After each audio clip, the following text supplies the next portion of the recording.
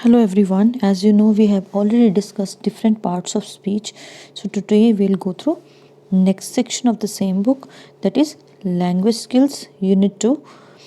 Today we'll go through memorandum. Let us define what is memorandum. Memorandum is a word which has a Latin origin and it is adopted in English with plural forms, memorandum or memoranda, and in an abbreviated form it is read as memorandum. Cambridge Dictionary के according जो है, it is a message or other information in written sent by one person or department to another in the same business organization. Means कि एक ही business organization में जब कोई person या department दूसरे डिपार्टमेंट या पर्सन को मैसेज कन्वे करता है, that is called memorandum. Memos are an important form of written communication. We know well कि जब कम्युनिकेशन होगा ओरल नहीं रिटन होगा, and are sent to other people within same organisation. एक बात का ध्यान रखना बहुत ज़्यादा इंपॉर्टेंट है, दैट इज़ मेमोरेंडम का कम्युनिकेशन कहाँ होता है, विद इन सेम ऑर्गेनाइजेशन. ऐसा नहीं होगा कि ऑर्गेनाइजेशन ए और बी कम्युनिकेट करेंगे वहाँ मेमोरेंडम का यूज़ होगा. No, within same organisation use होगा. If you want to write someone working, if you want to write to someone working in a different company, we must use a letter instead. तो वहाँ पे क्या होगा, communication का medium letter रहेगा. Memorandum के contents क्या क्या रहेंगे और क्या चीज़ें मेनली इम्पॉर्टेंट रहेंगी, पहले हम उनको डिस्कस करेंगे. It can be sent by an individual to an individual within a specific organisation. और इसमें क्या है, किसी एंटायर स्टाफ को भी हो सकता है, किसी पर्टिकुलर पर्सन को भी हो सकता है. और we don't really need to give too many details in a memo. Short रहेगा, प्रिसाइज रहेगा. फाइन. इसकी इम्पॉर्टेंस क्या है, क्यों ज़रूरत पड़ती है हमें मेमो राइटिंग की. It is a form of intra organisation communication. Previous slide में भी डिस्कस किया था. Intra organisation means within organisation ही कम्युनिकेशन होगा. जैसे मान लो एक एक्स ऑर्गेनाइजेशन है, विद इन एक्स से रहेगा, वो वाई में नहीं जाएगा. और ब्रीफ होना चाहिए, इनफॉर्मल रहेगा ये, और क्विक मोड ऑफ कम्युनिकेशन है, प्रिसाइज रहेगा, एक्यूरेट और फोकस्ड रहेगा, और इफ़ेक्टिव है because it deals with particular employ और डिपार्टमेंट और the whole staff. And it can be maintained as an official record. ये फाइल्स में रहता है, ऑफिशियल रिकॉर्ड में रहता है फॉर फ्यूचर रेफरेंसेस. कितने टाइप के मेमोज होते हैं वो जानना ज़रूरी है. Business memos are of two types, जैसे इंफॉर्मेशनल हैं एंड इंस्ट्रक्शनल हैं. इंफॉर्मेशनल जहाँ पे हम इंफॉर्मेशन की बात करेंगे with in the company and usually they contain information for one और मोर इंडिविजुअल्स. इंस्ट्रक्शनल जो मेमोज हैं वो इंटरनल कम्युनिकेशन में यूज़ होंगे, लेकिन वो क्या कंटेन करेंगे, इंस्ट्रक्शन. और इनफॉर्मल में क्या होगा, इंफॉर्मेशनल में क्या होगा, इंफॉर्मेशन, और इंस्ट्रक्शनल में इंस्ट्रक्शन रहेगी. फॉर्मेट क्या रहेगा, पहले जैसे हम लेटर राइटिंग के फॉर्मेट में करते हैं, हेडर रहेगा. First page of the memo is the header. It gives information. Author means जिसने लिखा है. इंटेंडेड रिसिपिएंट जिसको ये मिलने वाला है. Subject, date equally important, and names of the other people who may see the memo. जिन लोगों को जिनको मेमो दिखाया जा सकता है, जिसमें कार्बन कॉपी CC करके हम लिखते हैं. फाइन.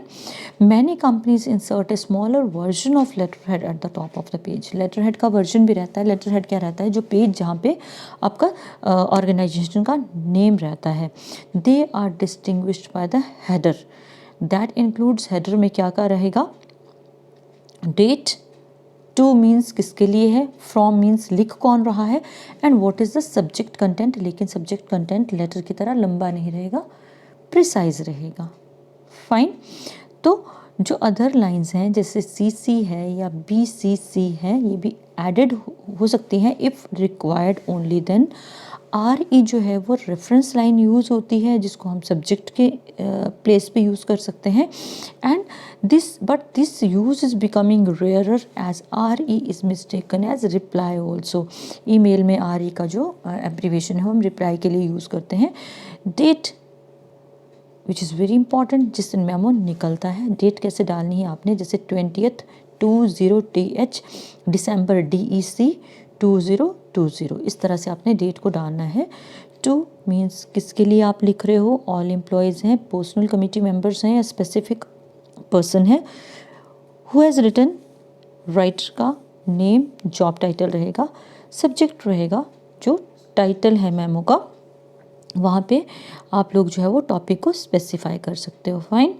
नाउ हेडिंग्स जो है वो डबल या सिंगल स्पेस्ड हो सकता है लेकिन कैपिटल में रहेंगे। उसके बाद ऑर्डर वेरी कर सकता है। सबसे पहले आपने जो है वो आपका कंटेंट जो है बिल्कुल टू द पॉइंट होना चाहिए, डेट लिखने का तरीका सही होना चाहिए, नाम लिखना है, जहाँ पे भी सिग्नेचर्स होंगे वो ओरिजिनल में ही जाएंगे आपके। कई बार हम करते हैं ना सिर्फ फोटो कॉपी निकाल लेंगे with sign, that doesn't work. So अलग अलग ऑर्गेनाइजेशन का अपना स्टाइल होता है लिखने का। कहीं वो क्या करते हैं, डबल स्पेस लेते हैं, कहीं सिंगल स्पेस लेते हैं। एंड टेक्स्ट ऑफ मेमोज जो है वो ब्लॉक फॉर्मेट यूज़ होता है, सिंगल स्पेस लाइन रहेगी और एक्स्ट्रा स्पेस रहती है पैराग्राफ्स के बीच में, जो नॉर्मल पैराग्राफ में हम पैराग्राफ राइटिंग में हम डिस्कस भी करते हैं। एंड इंडेंशंस नहीं रहेंगी उसमें, कहाँ पे, नई पैराग्राफ्स में। Fine. And if a report using memo format stretches to a few pages in length, और अगर वो कुछ पेजेस पे चली जाती है तो डबल स्पेसिंग जो है वो रीडेबिलिटी को इम्प्रूव करने के लिए हम यूज़ कर सकते हैं, क्योंकि फिर वो अच्छी तरह से रीडेबल होगा अगर स्पेसिंग प्रॉपर होगी। Matter included in the heading is evenly aligned making it easier to read. Heading का जो मैटर है वो अलाइंड होगा। एंड सब्जेक्ट बिल्कुल सिंपल टू द पॉइंट होगा, जैसे आप मेल्स में लिखते हो उसी तरह से डिटेल्स आपने बिल्कुल भी नहीं देनी है। हेडिंग बिल्कुल इम्पॉर्टेंट और क्लियर कट होना चाहिए आपका, और उसमें no set order for the parts of the header, और जो आपको बेस्ट लगता है you can write in that way. और if the memo is of more than 1 page से ज़्यादा है तो आपने एडिशनल पेज पे डिफरेंट हेडिंग को ऐड करना है। अब समरीज़ की अगर हम बात करें तो जो लॉन्ग मेमोज हैं which are more than that of 1 page, तो कई बार हम उसकी शॉर्ट समरी लिखते हैं इंट्रोडक्टरी पैराग्राफ में, क्योंकि समरी एक इफ़ेक्टिव टूल है जहाँ पे रीडर ये डिसाइड करता है कि एक्चुअली कंटेंट क्या है मेमो का। वो बहुत ज़्यादा डिटेल में नहीं जाएगा, वो टू द पॉइंट ही जाएगा, few lines are required. Fine.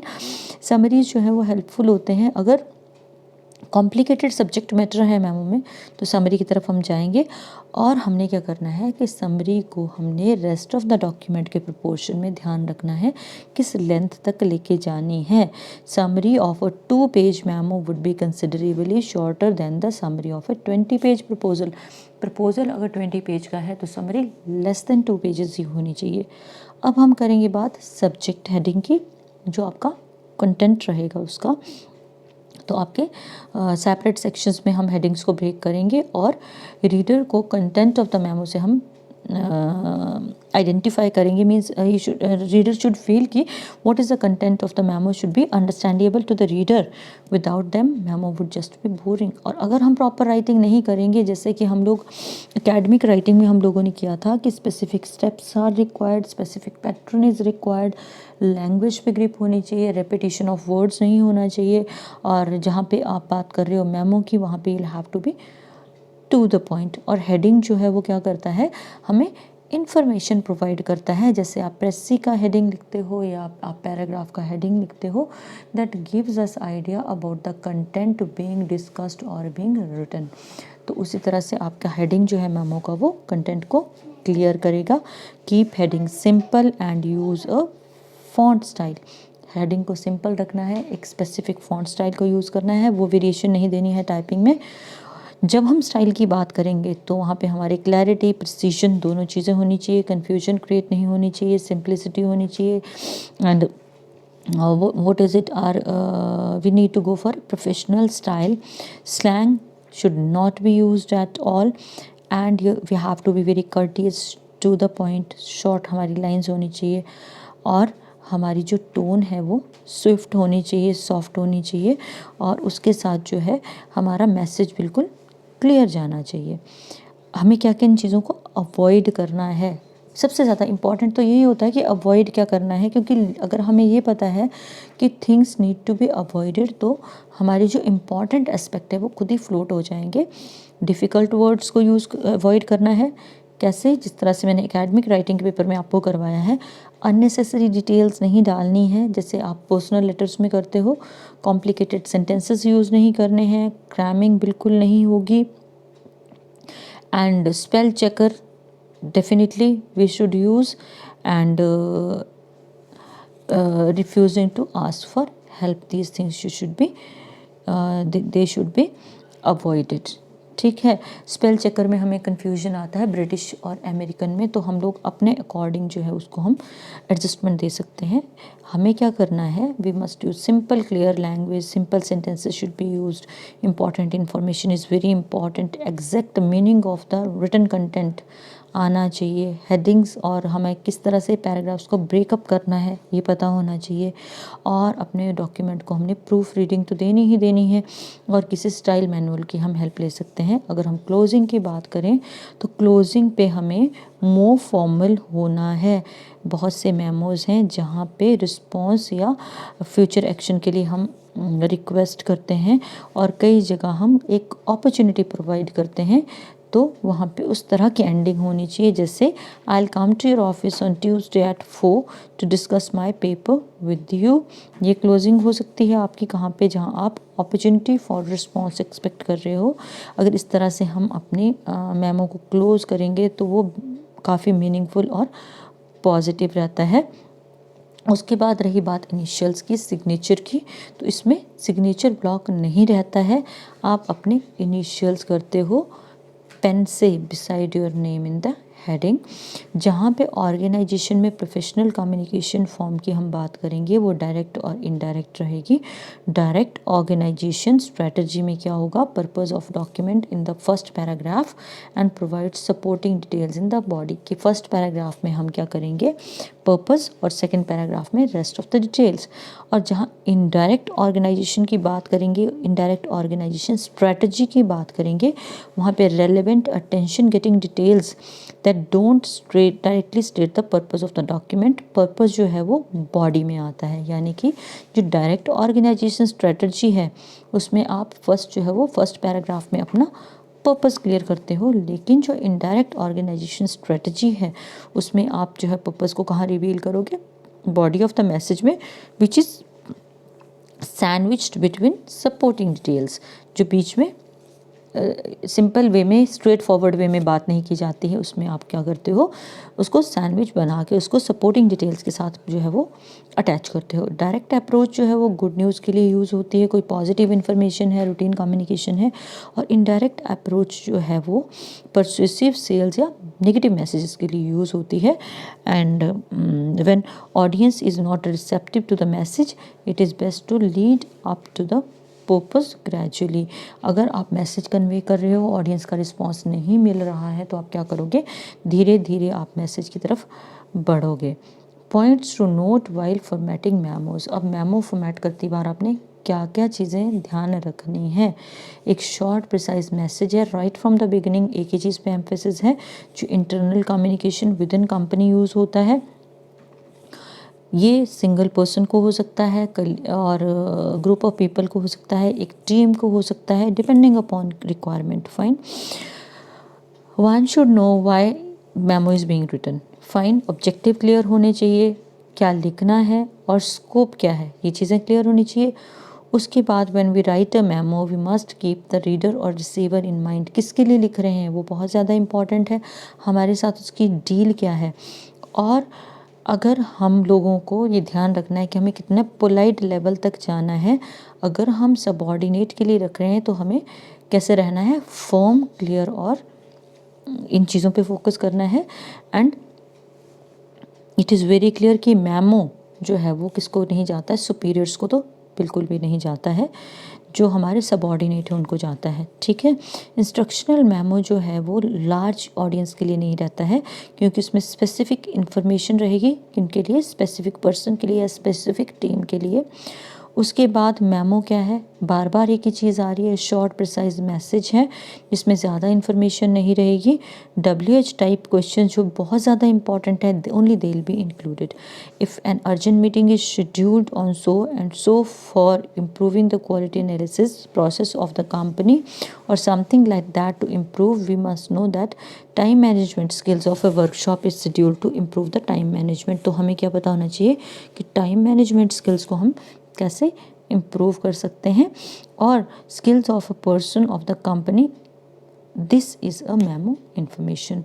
और हमें क्या रखना है, याद रखना है कि अपने मेमो को अच्छी तरह से ऑर्गेनाइज करना है। हमें जो है वो इम्पॉर्टेंट इन्फॉर्मेशन, अगर डायरेक्ट मेमो है तो फर्स्ट पैराग्राफ, और इनडायरेक्ट है तो उसमें क्या लेके जाना है, हमने बॉडी ऑफ द लेटर में ले जाना है। उसके बाद opening and closing is very very important while we are drafting memos. वो आपकी कैसी होनी चाहिए, रिस्पेक्टफुल रहनी चाहिए, और जो क्लोजिंग है वो पॉजिटिव रहनी चाहिए। यूजेस क्या है मेमो के, इम्पॉर्टेंट इन्फॉर्मेशन प्रोवाइड करता है, और instruction to coworker and employees and to offer suggestions के लिए यूज़ करते हैं। इंटीमेट अ पॉलिसी डिसीजन के लिए यूज़ करते हैं, और पुट समथिंग ऑन रिकॉर्ड पे जब लाना होता है तब हम यूज़ करते हैं। So it was all about your memo writing, जिसमें हमने क्या क्या डिस्कस किया, what is a memo, types of memo, उसके बाद things which need to be avoided, and जो पॉजिटिव चीज़ें हैं वो कैसे हमने इंक्लूड करनी है, और किन किन चीज़ों को फोकस करके हम मेमो राइटिंग कर सकते हैं। So good day.